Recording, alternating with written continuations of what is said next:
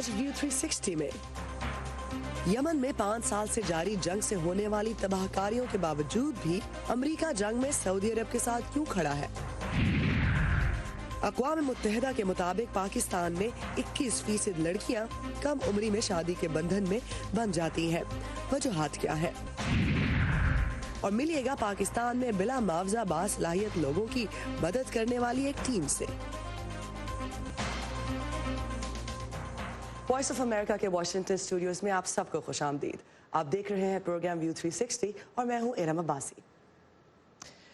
अक़वाम मुत्तहिदा की ताज़ा तरीन रिपोर्ट में यमन को दुनिया का बदतरीन इंसानी बहरान करार दिया गया है, जहां गुज़िश्ता 5 बरसों से जारी जंग में तमाम फरीक इंसानी हकूक़ की खिलाफ वर्जियों और जंगी जराइम के मुर्तकिब हुए हैं। रिपोर्ट के मुताबिक यमन में 2015 से जारी तनाज़े में अब तक 6,872 शहरी हलाक जबकि 10,768 शदीद ज़ख्मी हुए हैं। 1,40,00,000 अफराद हलाकतों और फाकों के ख़तरों से दौचार हैं, जबकि तकरीबन 30 लाख ख़वातीन और नौजवान लड़कियों को मुमकिना तौर पर जिनसी तशद्दुद का सामना करना पड़ सकता है। इस रिपोर्ट में अक़वाम मुत्तहिदा की तरफ से तस्दीक शुदा 842 ऐसे केसेस का भी जिक्र किया गया है, जिनमें 11 साल और इससे छोटी उम्र के लड़कों को जंगजुओं के तौर पर भर्ती किया गया। केसेस की इस फहरिस्त को रिपोर्ट में लिस्ट ऑफ शेम कहा जाता है। कई सालों से जारी जंग की वजह से यमन की मेशत तबाह होकर रह गई है और लोगों के रोजगार बुरी तरह मुतासिर है, जिसकी वजह से गुर्बत आम है और बच्चों में ग़िज़ाई कमी एक बड़ा मसला बन चुका है। जंग से पहले यमन में बहुत से लोग रोजगार के लिए सऊदी अरब का रुख करते थे, मगर अब सऊदी अरब के साथ सरहदी इलाकों में बेरोजगारी हजारों खानदानों की जिंदगियों को बुरी तरह मुतासर किए हुए है। हजा सूबे का रहायशी अली मोहम्मद एक छोटे बच्चे का बाप है जो ग़िज़ाई कमी की वजह से सख्त बीमार है। यहाँ कोई काम नहीं, मैं हर वक्त घर में बैठा रहता हूँ। पहले सब अच्छा था, मगर जंग के बाद हम सऊदी अरब नहीं जा सकते। जब तक ये हालात जारी रहेंगे कोई मुलाजमत नहीं होगी। यमन में काम करने वाले आलमी फलाही इदारों का कहना है कि यमन में ग़िज़ाई कमी लाखों बच्चों की सेहत को मुतासिर कर रही है। ग़िज़ाई कमी इस हद तक फैल चुकी है जो अफ्रीका से भी ज्यादा खौफनाक है और इसकी कई वजूहात हैं। पहले तो ये कि जंग ने बदहाली में इजाफा किया है। इलाकाई मुहासरे, खुराक की कमी और बेरोजगारी ने मिलकर यमन के शहरियों की जिंदगियां मुश्किल बना दी हैं। शदीद मौसम में बुनियादी ज़रूरियात का फुकदान यमन में इंसानी बहरान का सबब बन रहा है, जिससे लाखों जिंदगियों को खतरा लाहक है। नदीम याकूब, वॉइस ऑफ अमेरिका। यमन में जंग की नौयत खासी पेचीदा है। सऊदी अरब की हामी हुकूमत के अंदर दरार, बागी फोर्सेस का बड़े इलाकों पर कंट्रोल और अलकायदा और दौलत इस्लामिया की जानिब से इंतहा पसंद कार्रवाइयों। यमन की सूरत हाल के कुछ अहम नुकात बताने के लिए हमारी साथी नुखबत मलिक हमारे साथ मौजूद है। नुखबत, यमन की जंग क्यों और किस तरह पेचीदा है? जी हाँ, यमन की सूरत हाल पे बात करें तो उसको जानने के लिए सबसे पहले ये समझ लेते हैं कि जदीद यमन का वजूद कैसे कायम हुआ था। मैं बताती चलूँ कि 1990 से पहले तक यमन 2 रियासतों में बटा हुआ था। 1990 में इन दोनों के इल्हाक के नतीजे में यमन की जमहूरी ममलकत वजूद में आई थी। अली अब्दुल्ला सालेह यमन के पहले सदर थे। यमन की आबादी 2,80,00,000 से ज़्यादा है, जिसमें अक्सरियत सुन्नी मुसलमानों की है, लेकिन यमन के शिमाल में करीबन 1/3 हिस्से में शिया मुसलमानों की अक्सरियत है। हुसियों का ताल्लुक इसी फ़िरक़े से है। 2015 में यमन में उस वक्त खाना जंगी शुरू हुई जब मुबैना तौर पर ईरान की जानिब से असलहा और फंडिंग की मदद से हुसी जंगजुओं ने यमन की सुन्नी हुकूमत के खिलाफ हथियार उठा लिए थे और इस यमनी हुकूमत को पड़ोसी मुल्क सऊदी अरब की हिमायत हासिल थी। हुसियों का शिकवा था कि हुकूमत उनके साथ साल हर साल से इम्तियाजी सलूक करती आ रही है, लेकिन अब इस लड़ाई को खित्ते में बरतरी के लिए सऊदी अरब और ईरान के दरमियान जंग के तौर पर भी देखा जा रहा है। मार्च 2015 की बात करें तो सऊदी अरब की सरबराही में फौजी इत्तेहाद ने यमन में बमबारी शुरू की। नतीजे में बड़े पैमाने पर शहरी हलाकतें हुई। अगस्त 2018 में यमन की मरकजी बंदरगाह हुदैदा सऊदी बमबारी का मरकज बनी, जिसके बाद मुल्क में खुराक और बैनुल-अक़वामी इंसानी और तिब्बी इमदाद का अहम रास्ता बंद हो गया। अक़वाम मुत्तहिदा ने बमबारी को सऊदी अरब की मुमकिना जंगी जराइम करार देकर उसके खिलाफ तहकीकात का आगाज किया है। ये थी नुखबत मलिक जो कि यमन में जारी जंग की पेचीदगियां हमें बता रही थी।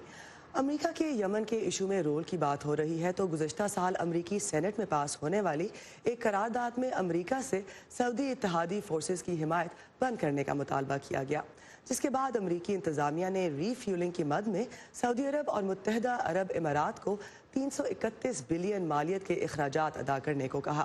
تو آخر امریکہ کی اس لڑائی میں اتنی دلچسپی کیوں ہے؟ یمن میں جاری انسانی بحران پر عالمی برادری کی تنقید کے باوجود امریکہ سعودی عرب کو انٹیلیجنس اور لاجسٹیکل سپورٹ کیوں دے رہا ہے؟ اس بارے میں جاننے کے لیے میں نے کچھ دیر پہلے اسکائپ کے ذریعے بات کی مشرق وسطیٰ کے ماہر ڈیلیور یونیورسٹی کے پروفیسر مقتدر خان سے۔ دو چیزیں ہیں امریکہ کے یہاں پہ انوالو ہونے کے، ایک کہ سعودی عربیہ کو کنٹینیو کرے اس کو سپورٹ کرنے کے، اور دوسرا کہ جو ایران کا جو کنٹینیوس ایکسپینشن ہو رہا ہے مڈل ایسٹ میں اسے روکنے کا اور ایران کو کنٹین کرنے کا۔ تو اس وجہ سے امریکہ وہاں انوالوڈ ہے۔ حالانکہ امریکہ کے انوالومنٹ کی وجہ سے نہ تو سعودی عربیہ نے اپنے گولز اچیو کیے ہیں اور یمن تو تقریباً پوری طرح سے برباد ہو گیا ہے۔ وہاں پہ ہیومینیٹیرین کرائسس ہے، لوگ بھوک سے مر رہے ہیں، ڈسپلیسمنٹ ہو رہا ہے، جو شہریں ہیں وہ تباہ و برباد ہو گئے ہیں۔ اگر جنگ اب رک بھی جاتی ہے تو اس کو ری بلڈ کرنے میں سالوں لگ جائیں گے اور بلینز آف ڈالرز۔ میں نے ان سے یہ بھی پوچھا کہ اگر یمن میں سعودی اتحادی فورسز اور امریکہ کی جنگی کوششیں ناکام ہو رہی ہیں تو امریکہ فریقین کو مذاکرات کی جانب راغب کیوں نہیں کرتا؟ It will be a failure of امریکہ کی ایران پالیسی بھی، تو اس وجہ سے بھی there is a reluctance۔ لیکن سعودی عربیہ تو اتنا پریشان ہو گیا ہے، خاص طور سے وہ ڈرون اٹیکس پر۔ اگر وہ ایران کا طرف سے ڈائریکٹلی اٹیکس تھے تو یہ جو ہتھیار انہوں نے خریدے ہیں سعودی عربیہ سے وہ اس کو ایران کے ہتھیار سے محفوظ نہیں رکھ سکے۔ تو یہ بہت ہی بڑا ڈیمونسٹریشن ہے ایران کی کیپیسٹی کا کہ اگر ایران کے ساتھ جنگ ہو جائے سعودی عربیہ تو سعودی عربیہ کی ساری تیل کی سپلائی وہ ایک ہی دن میں ختم کر سکتا ہے اور انٹرنیشنلی اکنامک کرائسس کھڑا کر سکتا ہے۔ حال ہی میں سعودی عرب کی جانب سے یمن میں جاری لڑائی کے معاملے پر لچک دکھائے جانے اور حوثی باغیوں کی جانب سے قیدیوں کی ویڈیو کے سامنے آنے سے افہام و تفہیم کا راستہ ہموار ہونے کی امید نظر آ رہی ہے، لیکن مبصرین کے نزدیک یمن کا معاملہ سعودی عرب اور ایران کے درمیان کشمکش کے باعث پیچیدگی کا شکار ہے اور معاملات کو احتیاط سے آگے بڑھانا ہوگا۔ مزید دیکھتے ہیں امان نظر کی اس رپورٹ میں۔ یمن تو کئی دہائیوں سے خانہ جنگی کا شکار چلا آ رہا ہے، لیکن سن 2015 سے سعودی اتحاد کی یمن میں حوثی باغیوں کے خلاف فوجی کارروائی سے معاملات جہاں پیچیدگی کا شکار ہوئے ہیں، وہیں اس تنازع میں ہونے والی کل ہلاکتوں کی تعداد تقریباً 1 لاکھ ہو چکی ہے۔ مڈل ایسٹ انسٹیٹیوٹ سے وابستہ سابق امریکی سفارتکار جیرل فائرسٹائن کہتے ہیں یمن کی جنگ علاقائی تنازع کی صورتحال اختیار کر چکی ہے، جس سے معاملات مزید پیچیدہ ہوئے ہیں۔ یمن ایک وسیع تر محاذ کا شکار ہوا ہے جس میں ایک جانب ایران ہے اور دوسری جانب خلیجی ممالک اور ان کے اتحادی ہیں، خصوصاً سعودی عرب اور متحدہ عرب امارات، اور ہم دیکھ رہے ہیں کہ ایران امریکہ کی جانب سے جوہری معاہدے سے علیحدگی کے بعد سامنے آنے والی سخت ترین دباؤ کی پالیسی کا جواب دے رہا ہے، اور اس نے اس حوالے سے کئی اشتعال انگیز اقدامات اٹھائے ہیں جو سعودی عرب اور متحدہ عرب امارات کی سیکیورٹی کے لیے خطرہ ہیں۔ ایمبیسڈر فائرسٹائن کا اشارہ تقریباً 1 ماہ پہلے سعودی آئل ٹرمینل پر ہونے والے ان حملوں پر ہے جس کی ذمہ داری حوثی باغیوں نے قبول کی، لیکن امریکہ اور سعودی عرب کے اندازوں کے مطابق یہ حملہ ایران کی جانب سے کیا گیا۔ ایران نے ان الزامات کو مسترد کیا ہے۔ جب سے سعودی عرب کے جو تیل کے ٹرمینل سے ان پہ جو اٹیک ہوا ہے اور اس کی وجہ سے گلوبل اور سعودی اکنامک کنڈیشن پہ خاصی خطرہ پیدا ہو گیا ہے، اس خطرے کو دیکھتے ہوئے سعودی عربیہ نے اور ان کے سپورٹر جن میں امریکہ بھی شامل ہے انہوں نے کوشش یہ کی ہے کہ کسی حد تک جو پہلے پروپوزلز دی گئی تھیں ان کو آگے بڑھایا جائے اور کمپرومائزز کیے جائیں حوثیز کے ساتھ تاکہ کچھ پیس وہاں پر قائم ہو سکے۔ تحقیقی اداروں سے وابستہ ماہرین کے مطابق 4 سال سے جاری فوجی محاذ آرائی کے بجائے اگر خلیجی ممالک خصوصاً سعودی عرب نے یمن کی اقتصادی اور معاشی مدد کی ہوتی تو شاید خلیجی ممالک اپنے اہداف حاصل کر پاتے۔ وہ سمجھتے ہیں کہ صورتحال مزید ابتر بھی ہو سکتی ہے۔ اس کے علاوہ یہ دیکھنا ضروری ہے کہ سعودی عربیہ کا جو مقصد تھا اس علاقے میں اس کو پورا کرنے کے لیے ان کو کئی چیزیں کام کرنی تھیں جو انہوں نے نہیں کی، خاص طور پہ یمن جو बहुत गरीब मुल्क है, उसको रिसोर्सेज की और सपोर्ट की बहुत ज़्यादा ज़रूरत थी। अगर सऊदी अरेबिया ने वहाँ पर ज़्यादा रिसोर्सेज लगाई होती इकोनॉमिक डेवलपमेंट के लिए, तो फिर शायद उनकी पोजीशन मजबूत होती। बदकिस्मती से इससे यमन खाना जंगी का शिकार हो सकता है। तो हम जिस बारे में फिक्रमंद हैं वो ये है कि अमाराती फौज के जुनूब से इनखला के बायस दहशतगर्द गिरोह जैसे कि अलकायदा और दाइश शुमाली इलाकों की जानिब फैल सकते हैं। माहिरीन की राय में यमन में अमन के लिए जरूरी है कि न सिर्फ ईरान और सऊदी अरब के दरमियान तनाव में कमी आए, बल्कि अमेरिका की जानिब से ईरान पर लगाई जाने वाली पाबंदियों का सफारती हल भी हो, वरना मामलात सुधरने के बजाय मजीद बिगड़ सकते हैं। अमान अजहर, VOA, वाशिंगटन।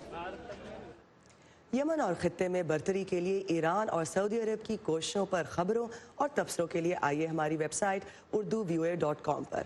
और आपकी राय इस बारे में क्या है, शेयर कीजिए हमारे सोशल मीडिया पेजेस पर। पता है facebook.com/VOA Urdu, ट्विटर पर हमारा हैंडल है @UrduVOA। चले इधर आ जाए, इधर थोड़ा सा इधर थोड़ा इधर हो जाए। हम सब अपने आप में कहाँ परफेक्ट हैं?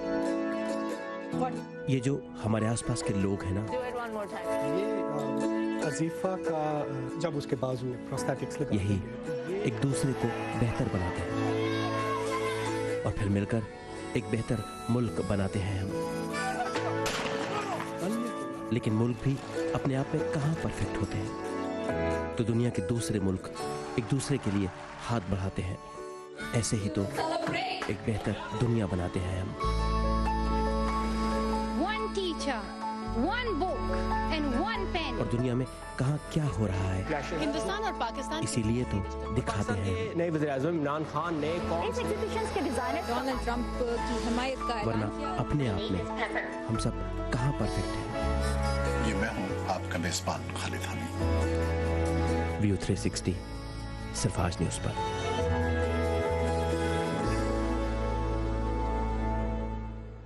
कम उम्री में शादी के बंधन में बंधने वाली खवातीन की कहानियों पर वॉइस ऑफ अमेरिका की खुसूसी कवरेज जारी है।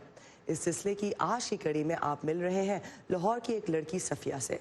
उनकी उम्र 13 बरस की थी जब उनकी शादी हो गई और अब 19 साल की उम्र में उनके 2 छोटे बच्चे हैं। कम उम्री की शादी ने उनके तमाम ख्वाब चिकनाचूर कर दिए। उनकी कहानी उन्हीं की ज़बानी। मेरा नाम सफिया है, हम लाहौर में रहते हैं। ये बिलाल नगर है मोहल्ला। 13 साल की थी जब मेरी शादी हो गई। लड़की का दिल करता है कि मैं दुल्हन बनूं और दुल्हन बन के अपने घर जाऊं, क्योंकि वो एक ही तो दिन होता है जब लड़की जो है वो सबसे ज़्यादा खूबसूरत लगती है। और ये मेरा भी शौक़ था। मेहमान बुलाए थे, जैसे हम बैठे हैं ना ऐसे रिश्ते की बात हुई और रिश्ता हो गया। शाम को उनका हो गया, उन्हीं कपड़ों में हो गया जो मैंने पहने हुए थे। मुझे तो पता नहीं है कि लड़की भोज होती है या नहीं होती, ये तो माँ बाप को पता होता है, क्योंकि वही लड़की के बारे सोचते हैं। लड़की तो कुछ नहीं सोचती ना। मेरे अब्बू है ना और अम्मी की दोनों की डिवोर्स हो गई और मैं अपनी अम्मी के साथ ही नानी के घर में आ गई। गुर्बत ही थी, नाना ही कमाते थे। मेरी उम्र 19 साल की है और जो मेरा बड़ा बेटा है वो 3.5 साल का है। जो छोटा है वो उसका जो 1.5 साल का है। खामन नशा पीता होता है तो फिर उसके बाद बहुत मुश्किल होता है। वो बीवी की सुनता नहीं है, बच्चों की फिक्र नहीं होती, वो अपने नशे में पड़ा रहता है। छोटी उम्र में शादी ना ही इंसान करे, क्योंकि खुद का नहीं पता होता है कि क्या करना है क्या नहीं करना। कभी इन बच्चों वाली बात सोच होती है, तो जब इंसान समझदार हो जाए, ये बचपना छूट जाए तो फिर शादी करनी चाहिए। अक़वाम मुत्तहिदा के ताज़ा अदाद-ओ-शुमार के मुताबिक पाकिस्तान में 21% लड़कियों की शादी 18 बरस की उम्र से पहले ही हो जाती है, जबकि 3% लड़कियों को 15 बरस की उम्र से पहले ही ब्याह दिया जाता है। ज़्यादातर ऐसे केसेस में न सिर्फ लड़कियां तालीम से महरूम हो जाती हैं, बल्कि कम उम्री की बच्ची के माँ बनने के मराहिल में जान जाने का ख़तरा भी बढ़ जाता है। चाइल्ड ब्राइड की अगली और आखिरी रिपोर्ट में आप कल देख सकेंगे एक अमेरिकन चाइल्ड ब्राइड को। अगर आपका काम मुनफरिद है और लोगों की ज़िंदगी में बेहतरी ला रहा है, लेकिन कम वसाइल के बायस आपकी मेहनत दुनिया की नज़रों से ओझल है, तो चेंज मेकर्स ऑफ पाकिस्तान आपके काम को पहचान देने के मिशन पर निकला है। अमरीकी निजात पाकिस्तानी आसिया जावेद और उनकी टीम ऐसे छुपे रुस्तमों के काम को फिल्मबंद कर रहे हैं और सोशल मीडिया का सहारा लेकर उन्हें दुनिया भर के डोनर से मुंसलिक कर रहे हैं, ताकि वो मज़ीद आगे बढ़ सके, और वो भी बिला मुआवजा। तफसील जानते हैं लाहौर से समर खान की इस रिपोर्ट में। میرا نام انم لگاری ہے اور میرا تعلق حیدرآباد شہر سے ہے. میں ایک چھوٹی حیدرآباد کی جھونپڑیوں میں تعلیم عام کرتی انم لغاری ہوں یا مریضوں کو اسپتال پہنچانے کے لیے مفت سواری کی سہولت دینے والے مردان کے عامر محمد، دوسروں کی زندگی میں مثبت تبدیلی لانے والے یہ کردار چینج میکرز آف پاکستان کی ٹیم کے کیمرے سے چھپ نہیں سکتے، جو انہیں دنیا کے سامنے لا رہی ہے. کافی پاکستان میں سوشل ورکرز دیکھیے کتنا اچھا چھوٹے بڑے کام کر رہے ہیں این جی اوز کے ساتھ، این جی اوز کے بغیر. تو میرے مائنڈ میں بس یہ آیا کہ چینج میکرز آف پاکستان اس طرح شروع کیا کہ لوگوں کو اس طرح کے لوگوں کو پلیٹ فارم دیا جائے جن سے ان کو ریکگنیشن بھی ملے اور یو ایس اور انٹرنیشنل اور نیشنل لیول کے ڈونرز کے ساتھ وہ کنیکٹ ہوتے رہیں. 17 سال امریکہ میں گزارنے والی آسیہ نے چینج میکرز آف پاکستان کا آغاز کرنے کے لیے اپنی کارپوریٹ ملازمت کو خیر بات کہا اور پاکستان آ گئیں. اپنی ٹیم کے ساتھ انہوں نے 3 ہفتوں میں جنوبی پنجاب اور سندھ کا سفر کیا. ہم چارپائیوں پہ سوئے ہوئے ہیں، گرمی میں ہم لوگ نے دھکے کھائے. ٹرین میں ایک دفعہ تھے 1 گھنٹے کے لیے اے سی نہیں چل رہا تھا. مطلب وہ پورا گراس روٹ لیول پہ پاکستان کو میں نے اس سال ایکسپیرینس کیا and that was my favourite thing. تو لائف چینجنگ رہا. چینج میکرز آف پاکستان صرف ملک کے دور افتادہ علاقوں میں کام کرنے والوں کو شہرت نہیں دلا رہی، بلکہ انہیں اپنا کام جاری رکھنے کے لیے ضروری وسائل حاصل کرنے میں مدد بھی دے رہی ہے. ہم ان کی جب سٹوری شیئر کرتے ہیں ہم ڈونیشن کے لنکس لگا دیتے ہیں. ہم لوگ ان کو نیشنل اور انٹرنیشنل لیول ڈونرز کے ساتھ ہم کنیکٹ کرتے ہیں تو لوگ ان کو ہمارے تھرو ڈونیشنز دیتے ہیں اور جو 100% آف دا ڈونیشنز ان کو جاتی ہیں. فار ایگزامپل ایک یو ایس کی ڈونر ہیں جو اسٹریٹ اسکول کا رینٹ پے کرتی ہیں حیدرآباد میں. ہمارا جو پروجیکٹ ہے توصیف میموریل اسکول، وہ جب 2 سال پہلے انہوں نے ایک ویڈیو بنائی اور اس کو شوٹ کیا اور انہوں نے اس کو پروموٹ کیا تو ہمیں کافی فائدہ ہوا اس سے. ان ویڈیوز کو جو انہوں نے شیئر کی اس کے لنکس کو ہم نے اپنے ڈفرینٹ ایکٹیویٹیز میں شیئر کیا، اپنے پلیٹ فارمز پہ سوشل میڈیا پہ پیجز پہ شیئر کیا اور اس سے بہت ہمیں اچھا رسپانس ملا، بہت اپریسیشن ملی، سپورٹ ملی. اور کچھ عرصے پہلے ہم نے ٹی ایم ایس جو ہمارا اسکول ہے اس کی بلڈنگ کی کیمپین اسٹارٹ کی تھی تو اس میں بھی جو ہے چینج میکرز نے ہمیں ہیلپ آؤٹ کیا.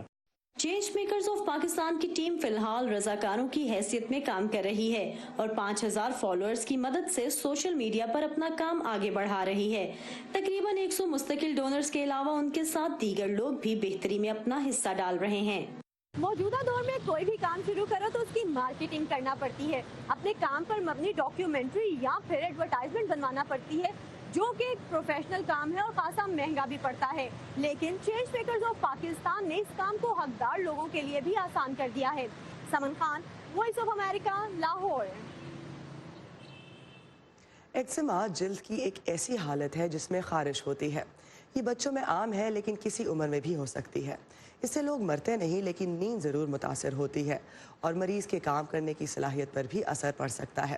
کوئی نہیں جانتا کہ یہ کیسے ہوتی ہے اور نہ ہی اس کا کوئی علاج ہے، تاہم اسے کنٹرول کیا جا سکتا ہے. کیسے؟ اسی کا جائزہ لیا گیا ہے اس رپورٹ میں. ایوا سیگر کو پیدائش کے کچھ ہی عرصے بعد ایکزیما ہو گیا تھا. ہم اسے قابو کرنے کی کوشش کر رہے تھے، تبھی 18 ماہ میں اچانک اس کو کھانے سے الرجیز ہونے لگی. ایکزیما کے غالباً 1/3 مریضوں کو خوراک کی مختلف الرجیز بھی ہو جاتی ہیں. ڈاکٹر ڈونلڈ لیانگ ایکزیما اور کھانے کی اشیاء سے ہونے والی الرجیز کے تعلق کا ڈینور کولوراڈو کے نیشنل جوئش ہیلتھ نامی ریسرچ ہاسپٹل میں مطالعہ کر رہے ہیں. لیانگ کہتے ہیں ایکزیما اور الرجیز کے درمیان ربط ہے. ان لوگوں کی جلد خشک اور پھٹی ہوئی ہوتی ہے جس کی وجہ سے ماحول سے الرجی پیدا ہونے والے اجزاء اندر چلے جاتے ہیں.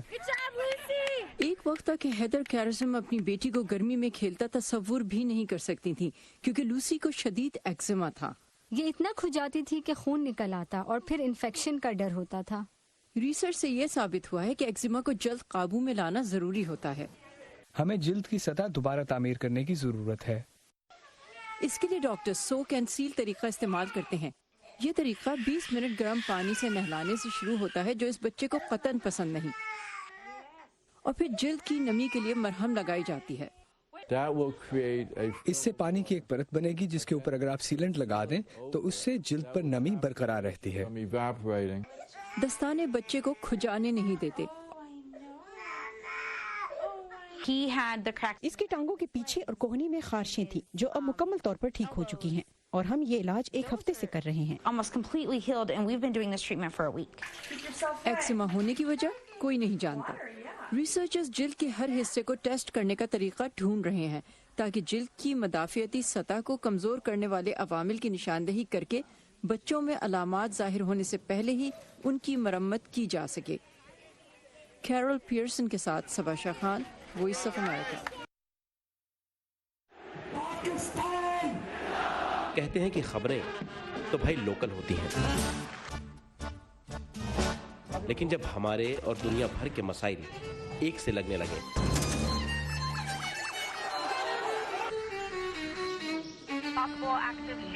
तो आंखें खुली रखनी चाहिए। अमेरिका ने पाकिस्तान और भारत के क्या पता कौन सी खबर आपके काम आ जाए। Tonight I ordered great ideas. 25-year-old, 22-year-olds who are building billion-dollar companies. Our dream is to bring new technologies. View 360 सिर्फ आज न्यूज़ पर। अमेरिका में पनाह लेना आसान नहीं है। अपना घर बार और कामकाज छोड़कर एक नई जिंदगी शुरू करना भी एक मुश्किल काम होता है। इमरान जदून हमें ले जा रहे हैं रियासत जॉर्जिया, जहां एक कॉफी शॉप पनाहगज़ीनों के लिए जिंदगी आसान बनाने की कोशिश कर रही है। रियासत जॉर्जिया का शहर क्लार्कस्टन एक ऐसी जगह है जहां 40 से ज्यादा कौमियतों से ताल्लुक रखने वाले और 60 से ज्यादा मुख्तलिफ ज़बानें बोलने वाले अफराद बसते हैं। इसलिए इसे अमेरिका का सबसे मुतनव्वो इलाका भी कहा जाता है।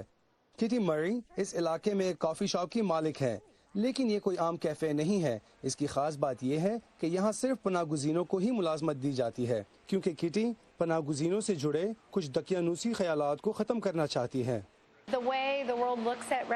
मुझे लगता है कि दुनिया पनाहगज़ीनों को मनफी नज़र से देखती है।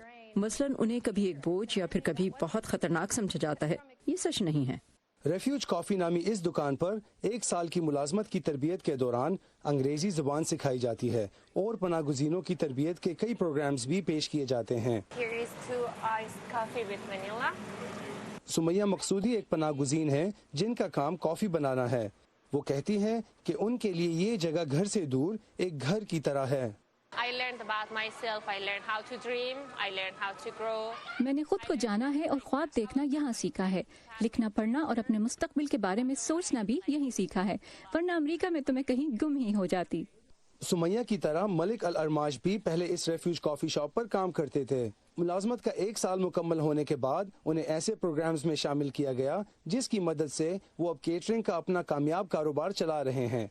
वो कहते हैं कि ये रेफ्यूज कॉफी शॉप और किटी मरी के बिना मुमकिन नहीं था। सबसे पहले मैंने अंग्रेजी सीखी और अपनी कम्युनिटी को जाना। मुझे ऐसे प्रोग्राम में शामिल किया गया जहां मैंने कारोबारी महारत हासिल की और ऐसे अफराद से मुलाकात की जो वही काम कर रहे थे जो मैं करना चाहता था। रेफ्यूज कॉफी शॉप में मेरा तजुर्बा बहुत अच्छा रहा और अब हम सब दोस्त बनकर एक खानदान की तरह रहते हैं। रियासत जॉर्जिया के शहर क्लार्कस्टन की मुतनव्वो आबादी तेजी से बढ़ रही है। किटी मरी यहाँ आने वाले पनाहगज़ीनों और यहाँ पहले से रहने वालों के दरमियान फासले कम करना चाहती हैं। हम लोगों पर मेहनत करना चाहते थे और इस कोशिश की अच्छी बात यह है कि हम रेफ्यूजी कम्युनिटी के लिए काम नहीं बल्कि उनको साथ लेकर काम कर रहे हैं। और यहाँ काम करने वालों का इत्मीनान देखकर मालूम होता है कि वो इस मकसद में कामयाब भी हो रही हैं। Imran Jadoon, voice of America, Clarkston, Georgia. ये था आज का व्यू 360। खबरों के लिए आइए facebook.com/VOA उर्दू के पेज पर। इसके अलावा ट्विटर पर हमारा हैंडल है @UrduBOA। इंस्टाग्राम पर आप उर्दू BOA को फॉलो कर सकते हैं बहुत सी दिलचस्प वीडियोस और तस्वीर के लिए। हम अपने इंस्टाग्राम पर आपकी खींची हुई बेहतरीन तस्वीर भी पोस्ट करते हैं, तो उठाइए अपना फ़ोन, लीजिए पाकिस्तान के नज़ारों की अच्छी सी तस्वीर और हमसे शेयर कीजिए। इसी के साथ इरब अब्बासी को दीजिए इजाज़त।